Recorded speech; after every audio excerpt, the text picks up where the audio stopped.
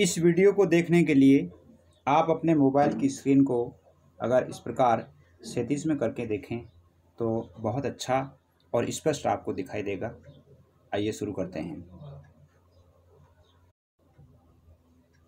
रीट और पटवार परीक्षा और अन्य प्रतियोगी परीक्षाओं में शरीक हो रहे सभी प्रतिभागियों के उज्जवल भविष्य की कामना के साथ हार्दिक स्वागत, हार्दिक अभिनंदन करता हूं।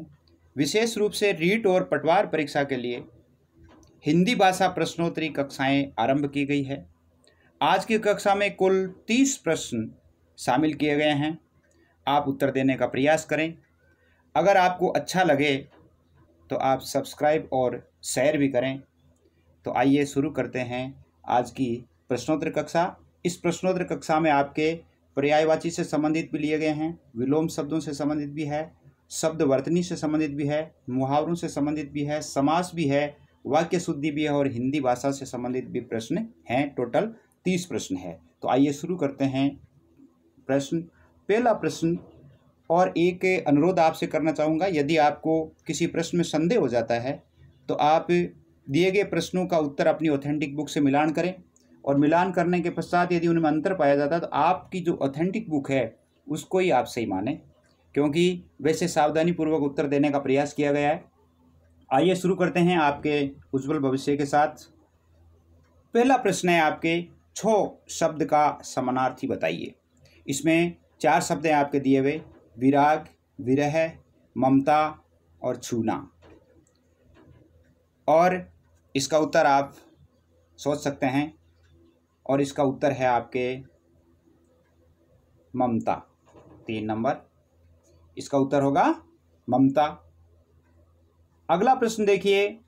अगला प्रश्न है कि सरणी शब्द का समानार्थी शब्द बताइए। सरणी शब्द का समानार्थी। नाव, मार्ग, रस्सी, सूची। तो इसका समानार्थी शब्द है मार्ग। क्या है? मार्ग। तो इसका उत्तर हो जाएगा 2 नंबर। ये 2 नंबर उत्तर। अगला है प्रश्न कि मृगांक शब्द का पर्यायवाची बताइए। वैसे ये सरल है। ऑप्शन में आपके लोचन, सुधाकर, कलोल, मृग। और मृगांक वैसे आप जानते हैं इसका उत्तर होगा, मृगांक कहते हैं चंद्रमा को और चंद्रमा सुधाकर का पर्यायवाची शब्द है। तो मृगांक का पर्यायवाची शब्द हो जाएगा सुधाकर। तीसरा प्रश्न देखिए। तीसरा प्रश्न है कि उर्वी शब्द का पर्याय क्या होगा। उर्वी, इसमें ऑप्शन है आपके उर्वशी, नाव, उमंग, धरणी। और इसका उत्तर होगा 4 नंबर, धरणी। 4 नंबर ऑप्शन सही होगा, धरणी। 5वां प्रश्न देखिए। चंचरीक शब्द का पर्यायवाची क्या है। चंचरीक शब्द का पर्यायवाची क्या है।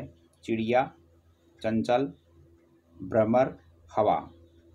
अनुमान लगाइए। तो इसका उत्तर होगा 2 नंबर, भ्रमर। इसका उत्तर होगा भ्रमर। छठा प्रश्न देखिए। छठा प्रश्न में है, निम्न में से अमृत का पर्यायवाची शब्द नहीं है। प्रश्न को पढ़ना। जो नहीं है, अमी, पीयूष, सुधा, रसाल, इनमें से कौन सा है जो अमृत का पर्यायवाची शब्द नहीं है। और वो है 2 नंबर, रसाल। रसाल है वो आम का पर्यायवाची शब्द होता है। 7वां प्रश्न देखिए। अटवी शब्द का पर्यायवाची नहीं है। जो अटवी का पर्यायवाची नहीं है, इसमें उद्यान, कानन, विपिन, कांतार, इनमें से कौन सा है जो अटवी का पर्यायवाची शब्द नहीं है। वैसे यदि हम इसका अंदाजा लगाएं तो इससे भी लगा सकते हैं। जैसे कानन, विपिन दोनों एक ही है। अब उद्यान और कांतार, इनमें से आपको देखना है। कानन, विपिन, कांतार ये तीनों एक ही है। उद्यान है वो अलग है, जैसे बाग बगीचों से संबंधित है। और अटवी है, इसका अर्थ होता है वन। तो यहाँ पर पर्यायवाची नहीं है तो इसका उत्तर हो जाएगा 1 नंबर उद्यान। 7वां प्रश्न देखिए, तृषा शब्द का विलोम शब्द बताइए। तृषा, तृषा का विलोम शब्द बताना है। तृषा का कोप, मृषा, लोलुपता, तृप्ति, इनमें से कौन सा होगा जो इसका विलोम शब्द है? और वो होगा नंबर 3 तृप्ति। तृषा यानी प्यास, तृप्ति यानी तृप्त हो जाना, प्यास बुझाना। 9 नंबर, इसमें देखिए अपन ने गलत पढ़ लिया कि तृषा का, हाँ सही है, तृषा का विलोम शब्द है वो तृप्ति होगा, और इसमें जो ये लोलुपता लिखा गया है ये सही नहीं है। अगला देखिए 9वां प्रश्न, व्यास शब्द का विलोम क्या होगा?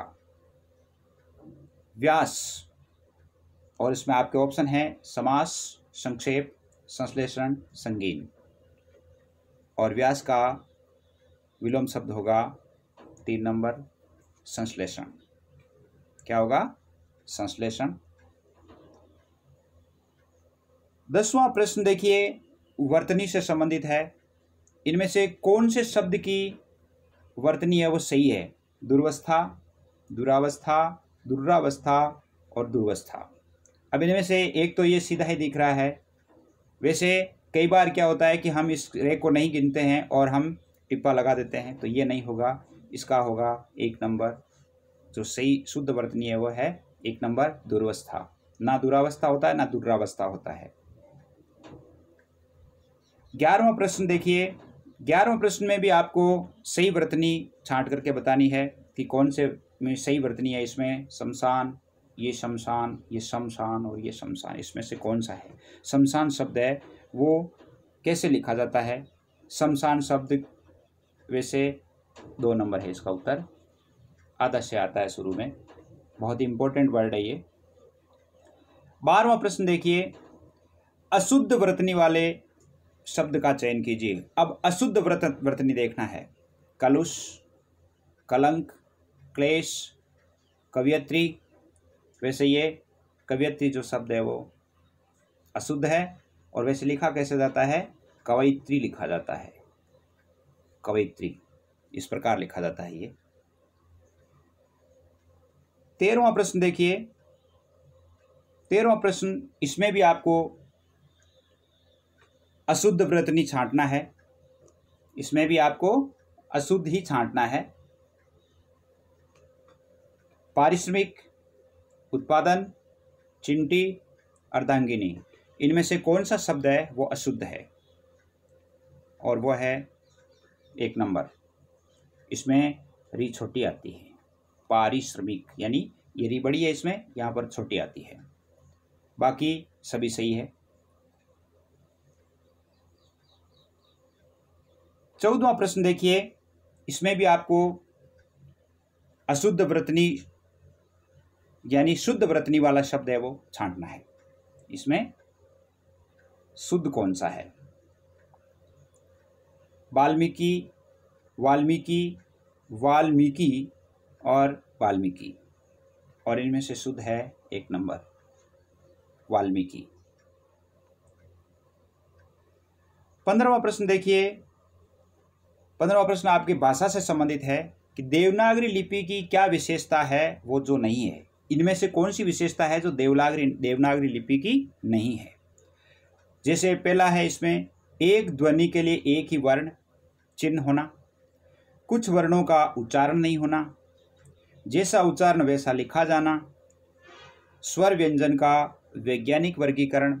तो इनमें से कौन सा है जो अपनी देवनागरी लिपि की विशेषता नहीं है? और वो है 2 नंबर, कुछ वर्णों का उच्चारण नहीं होना। हिंदी में ऐसे कोई वर्ण नहीं है जिनका उच्चारण नहीं होता है। एक ध्वनि के लिए एक ही शब्द है। जैसे दूसरी भाषाएं जो है अंग्रेजी, उनमें कई शब्द है, कई जो अक्षर है वो साइलेंट रहते हैं, लेकिन अपनी हिंदी में कोई शब्द है वो, कोई भी अक्षर है वो साइलेंट नहीं रहता है। जैसा उच्चारण वैसा लिखा जाना, यानी जैसे मान लो अपन अंग्रेजी में यदि सुंडाराम लिखेंगे सुंडाराम। और इसे यदि हम सुंदरम लिखेंगे तो भी ऐसे लिखा जाएगा, और सुंडाराम लिखेंगे तो भी ऐसे ही लिखा जाएगा। तो इसका मतलब है कि अंग्रेजी में जैसा उच्चारण करना होता है, यानी जैसा लिखा जाता है वैसा पढ़ा नहीं जाता, तो इसमें अपनी हिंदी में जैसा उच्चारण होता है वैसा ही लिखा जाता है। स्वर व्यंजन का वैज्ञानिक वर्गीकरण, ये भी बिल्कुल करेक्ट है, क्योंकि उच्चारण स्थान से अपनी अल्फ़ाबेट है, अपनी जो हिंदी भाषा की जो वर्णमाला है, उसका उच्चारण स्थान के आधार पर उनका वर्गीकरण भी किया गया है। 16वां प्रश्न आप देखिए, हिंदी शब्द कौन सी भाषा का है? हिंदी शब्द कौन सी भाषा का है? संस्कृत का है, उर्दू का है, फारसी का है, प्राकृत का है? और ये शब्द है फारसी का। सबसे पहले हिंदवी शब्द इसका, यानी हिंदी इससे आया था। जैसे फारसी जो है वो से को है बोलते थे, जैसे सिंधी से हिंदी बना था, यानी से को है बोलते थे, और ये जो हिंदी शब्द है वो फारसी से आया हुआ है। 17वां प्रश्न देखिए, रामायण और महाभारत कौन सी भाषा में लिखे गए हैं? रामायण और महाभारत कौन सी भाषा में लिखे गए हैं? वैदिक संस्कृत, लौकिक संस्कृत, आर्य भाषा, देव भाषा। और ये लिखे गए हैं लौकिक संस्कृत में। सबसे पहले अपनी भाषा दो तरह की थी, जैसे एक तो वैदिक थी और एक थी वैदिक संस्कृत और एक लौकिक संस्कृत। वैदिक संस्कृत में तो अपने जो वेद लिखे गए हैं, और उसके बाद थोड़ी सी, यानी उसे सरल बना करके दूसरा जो भाग था वो था लौकिक संस्कृत। और लौकिक संस्कृत है वो आम बोलचाल की भाषा थी उस समय, तो लौकिक संस्कृत में लिखा गया। अपने रामायण और महाभारत है वो लौकिक संस्कृत में लिखे गए हैं। 18वां प्रश्न देखिए, 18वां प्रश्न है, स्वतंत्र रूप से बोले जाने वाले हिंदी के अक्षर क्या कहलाते हैं? जिनको स्वतंत्र रूप से बोला जाता है, संयुक्त अक्षर, व्यंजन, स्वर, स्वतंत्र ध्वनि, और स्वतंत्र रूप से बोले जाने वाले वो होते हैं स्वर। स्वर है, जैसे व्यंजन है तो व्यंजन में हमें स्वरों की सहायता लेकर के बोलना पड़ता है। स्वर ऐसी ध्वनियां हैं जिनको स्वतंत्र रूप से बोला जाती है। स्वतंत्र रूप से बोली जाने वाले ध्वनि को ही स्वर कहते हैं, तो यानी इसमें यहाँ स्वतंत्र ध्वनि इसको नहीं कह सकते, स्वर ही इसका नाम दिया गया है। 19वां शब्द देखिए, निम्न में से कौन सा घोष वर्ण है? घोष और अघोष आपने पढ़े होंगे। अगर ये वीडियो सक्सेस रहा तो आगे भी इससे संबंधित एक पूर्ण कक्षा लेने का विचार भी है कि व्याकरण की एक अच्छी कक्षाएं आयोजित की जाए। तो इनमें से घोष वर्ण कौन सा है? जैसे ख, च, मैं, ह, तो इनमें से है आपके 4 नंबर है, ये घोष वर्ण है। 20वां प्रश्न है वो आपके मुहावरों से संबंधित है, और मुहावरा है अंडे का शहजादा मुहावरे का अर्थ है। अंडे का शहजादा मुहावरे का अर्थ है, ऑप्शन है आपके कमज़ोर व्यक्ति, चालाक व्यक्ति, घमंडी व्यक्ति, अनुभवहीन व्यक्ति। और इसका उत्तर है आपके 4 नंबर, अनुभवहीन व्यक्ति। 21वां प्रश्न देखिए, अंगार सिर पर धर लेना, अंगार सिर पर धर लेना मुहावरे का क्या अर्थ है? दूसरों को डराना, मरने को उद्यत होना, कठिन विपत्ति सहन करना, विनाशकारी बन जाना। इनमें से कौन सा सही है? और वो है आपके 3 नंबर, कठिन विपत्ति सहन करना, यानी अंगारे सिर पर धरने का वैसे यदि हम देखें तो ये विपत्ति सहन करने से संबंधित है। 22वां प्रश्न देखिए, इसका 22वां प्रश्न है, निम्न में से शुद्ध वाक्य का चयन करना है। शुद्ध वाक्य का चयन करना, एक एक करके सभी वीरगति को प्राप्त हो गए, सम्मेलन में उसकी खूब धाक जमी, उसने मुक्त हस्त से लुटाया, धन लुटाया, और वस्तुतः वह बड़ा आदमी है। इनमें से आपको शुद्ध वाक्य छांट करके बताना है, और वो है आपके 4 अंक, 4 नंबर है इसका उत्तर। एक एक करके नहीं, एक एक कर सभी वीरगति को प्राप्त होगी, एक एक करके नहीं। सम्मेलन में खूब धाक जमी, यानी इसमें जो खूब शब्द है वो इसके उपयुक्त नहीं है। तो इस प्रकार ये इसमें है वस्तुते वह बड़ा आदमी है। 23वां प्रश्न देखिए। 23वां प्रश्न भी वाक्य से संबंधित ही है और यह है कि यहाँ केवल न फ्रेंचवासी रहते हैं बल्कि पंजाबी और मुसलमान भी रहते हैं। यहाँ न केवल फ्रेंचवासी बल्कि पंजाबी और मुसलमान भी रहते हैं। यहाँ न केवल फ्रेंचवासी रहते हैं बल्कि पंजाबी और मुसलमान भी रहते हैं। यहाँ न केवल फ्रेंचवासी रहते हैं बल्कि पंजाबी और मुसलमान रहते हैं। इनमें से आपको सही वाक्य बताना है कि कौन सा वाक्य है वो सही है। आपने अंदाज लगा लिया होगा और सही वाक्य होगा आपके 3 नंबर। सही वाक्य होगा आपके 3 नंबर। यहाँ न केवल फ्रेंचवासी रहते हैं बल्कि पंजाबी और मुसलमान भी रहते हैं। यहाँ देखिए इसमें यहाँ न केवल फ्रेंचवासी रहते हैं बल्कि पंजाबी और मुसलमान रहते हैं, यहाँ पर भी नहीं है। यहाँ पर यहाँ केवल न फ्रेंचवासी, यहाँ न केवल शब्द है वो नहीं है। यहाँ केवल फ्रेंचवासी, यहाँ न केवल फ्रेंचवासी बल्कि, यानी ये जो शब्द है रहते हैं, यानी ये जो क्रिया है इन्होंने अंत में दी है। तो इसका अर्थ है कि यहाँ पर इसमें जो तीसरा वाक्य है वो सही है। 24वां प्रश्न। रामचरितमानस, इसमें भी आपको सही वाक्य को छांटना है। रामचरितमानस एक दोहा और एक चौपाई में लिखा ग्रंथ है। उसके तो भाग्य ही फूटे हुए हैं। मेरे से मित्रता रखने से तुम्हें पर्याप्त लाभ होगा और पुष्प की सौंदर्यता आकृष्ट करती है। इनमें से कौन सा वाक्य है वो सही है? पहला वाक्य गलत है। रामचरितमानस एक दोहा और एक चौपाई में लिखा हुआ ग्रंथ नहीं है, दोहा चौपाइयों में लिखा हुआ, लेकिन एक दोहा और एक चौपाई नहीं है, गलत है। उसके तो भाग्य ही फूटे हैं, इस सेंटेंस में कोई कमी नज़र नहीं आ रही है।